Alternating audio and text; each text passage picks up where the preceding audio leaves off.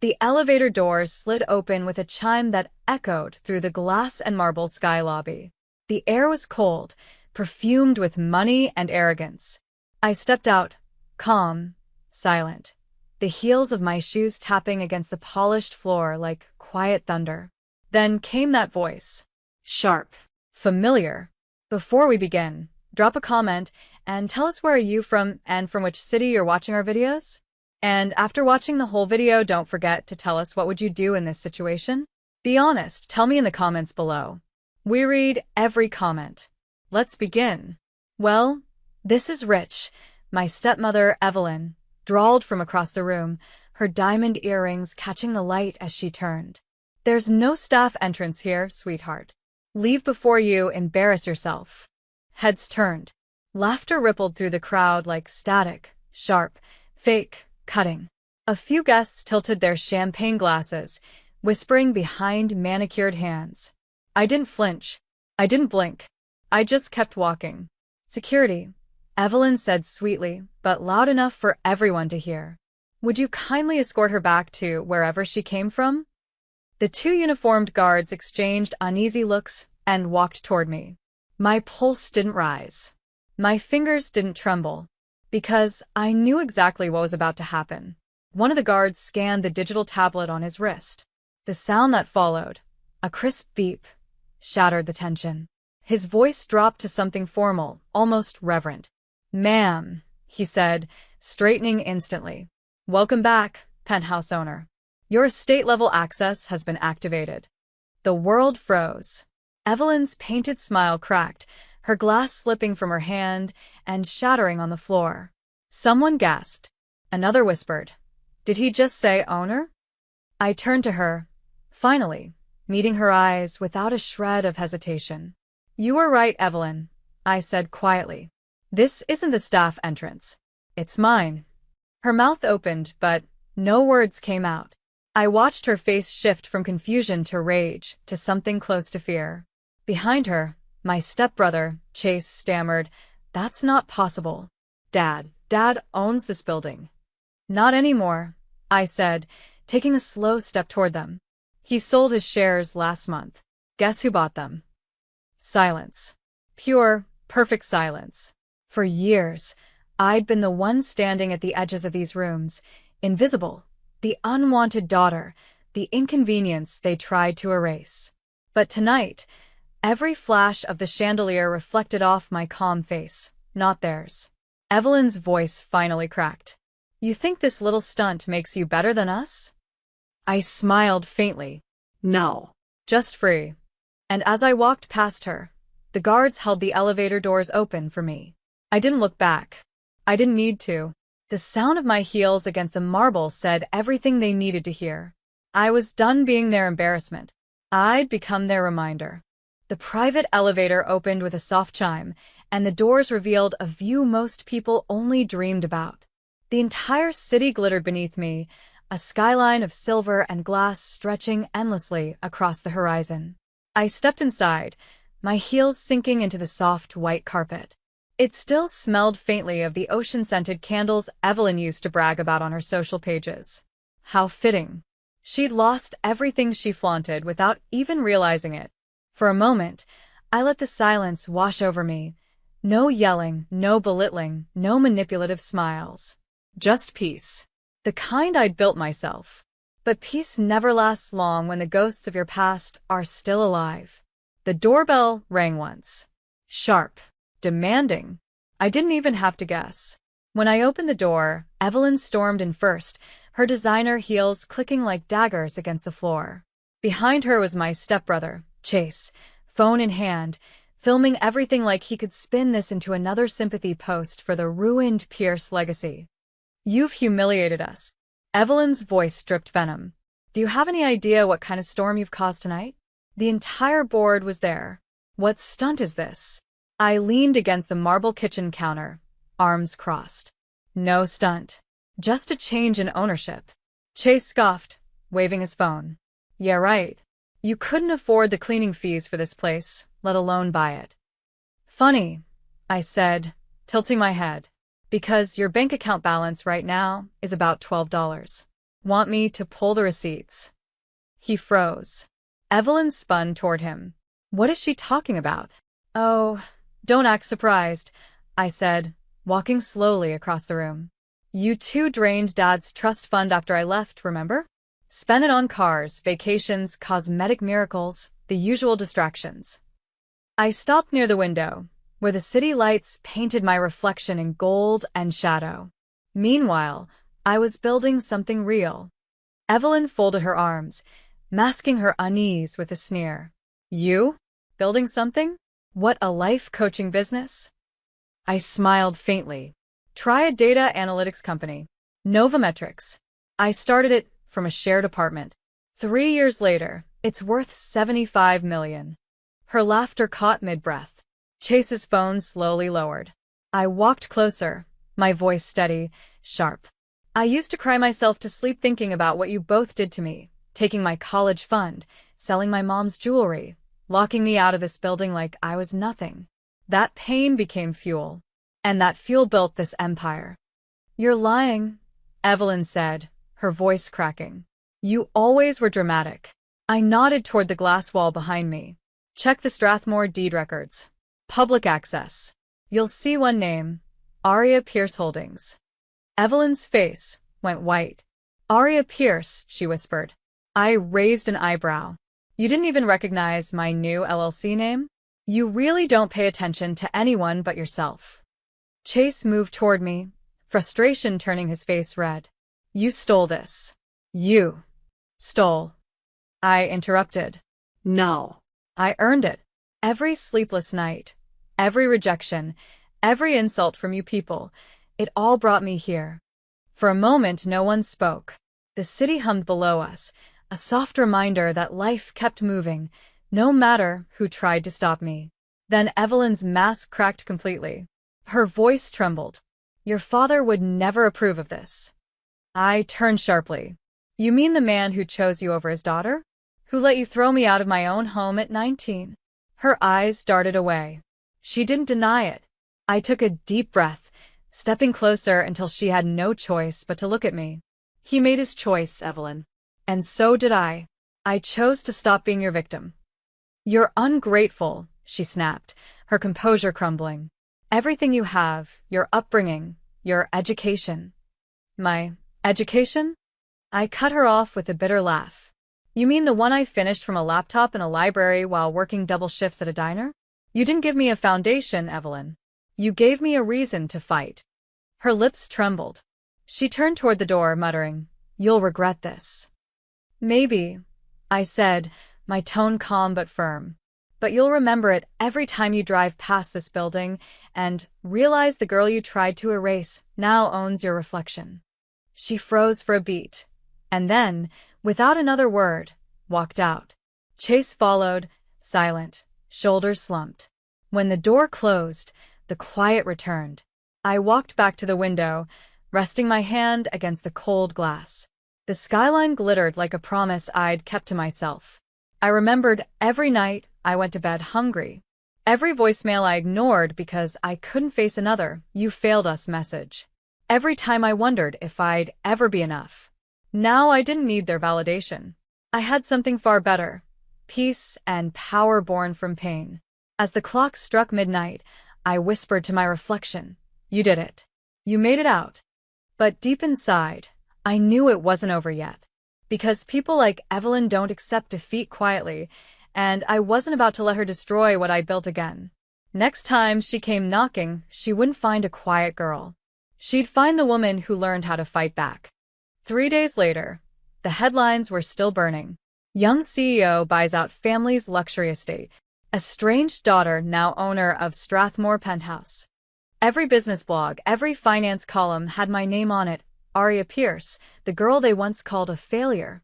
But success doesn't come without noise. The louder the applause, the darker the whispers that follow. That morning, my assistant, Maya, rushed into my office with panic in her eyes. Aria, we have a problem. Someone leaked our private investor files. Everything. It's all over the media. They're accusing Novometrics of fraud. My pulse spiked. I'd seen this tactic before. Smear first, destroy later. Who's the source? I asked quietly. Maya hesitated.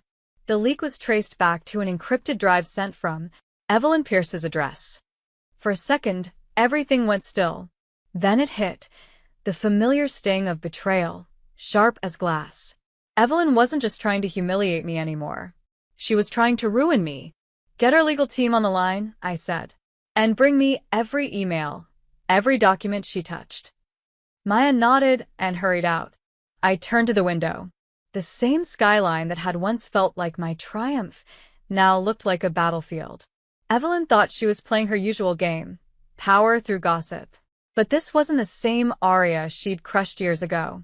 I'd built my company from dust and humiliation. I'd survived worse than her. That evening, as the city lights flickered below, I planned my move. If she wanted a war, I'd give her one, clean, legal, and devastating. 2 days later, Evelyn held her own press conference at a luxury ballroom downtown. I knew because every camera feed I tuned into showed her rehearsed tears and trembling voice. I only wanted to help my stepdaughter, she said to the reporters, clutching fake legal documents. But when I found out she used false reports to grow her company's value, I couldn't stay silent. It breaks my heart. Applause followed, shallow, obedient. Chase stood behind her, pretending to comfort her while glancing nervously at the cameras. I watched from the hallway just beyond the curtain. My lawyer stood beside me, phone in hand. Are you sure about this? He whispered. I smiled faintly. She wanted the spotlight. Let's make sure she gets it. We waited until the perfect moment, when every reporter's camera was aimed at her, waiting for a reaction. Then I walked out onto the stage. The room gasped. Microphones tilted in my direction. Evelyn's face turned white. Hi, everyone, I said calmly. Sorry for crashing the show. I just thought the audience deserved the full story. Evelyn's voice quivered. You can't just barge in. I can, I said, stepping up beside her. Because this event is being held in my hotel. Her expression faltered. The reporters shifted. I turned to the cameras. Since my stepmother decided to bring family business into the public, let me clarify something. Every document she's holding, I pointed at her trembling hands, is fake. And the data she tried to leak came from my company's decoy server.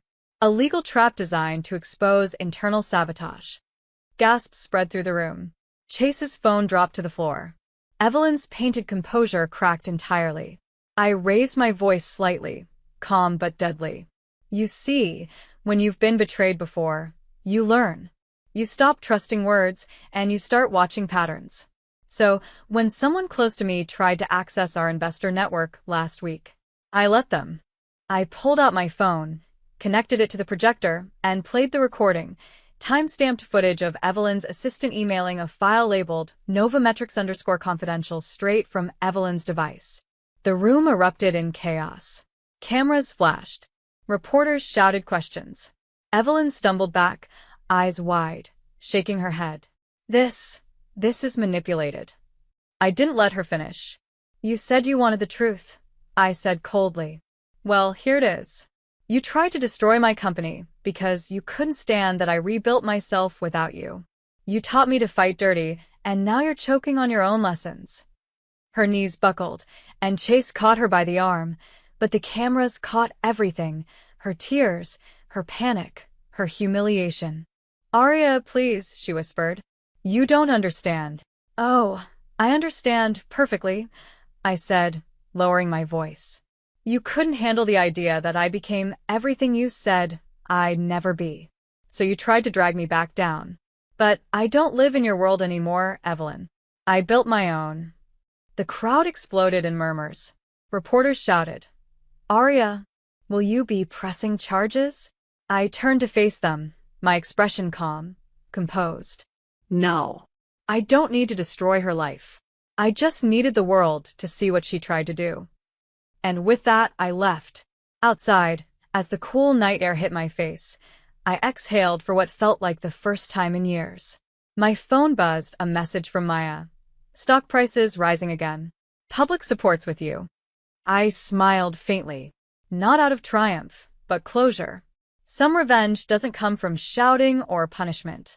It comes from standing tall, while the ones who broke you crumble under their own lies. And as I got into my car, the reflection in the rearview mirror showed me someone new, not the girl who once begged for approval, but the woman who finally learned she never needed it. The days after the press conference felt surreal. News outlets replayed the footage nonstop. Evelyn's trembling denial, my calm response, the proof that ended her reputation overnight. The woman who once ruled every social circle in Manhattan was now the subject of whispers and disgrace. But one person hadn't spoken since that day, my father. He hadn't called, hadn't texted, hadn't said a word. Until tonight. At 9:47 p.m., my phone buzzed with a single message.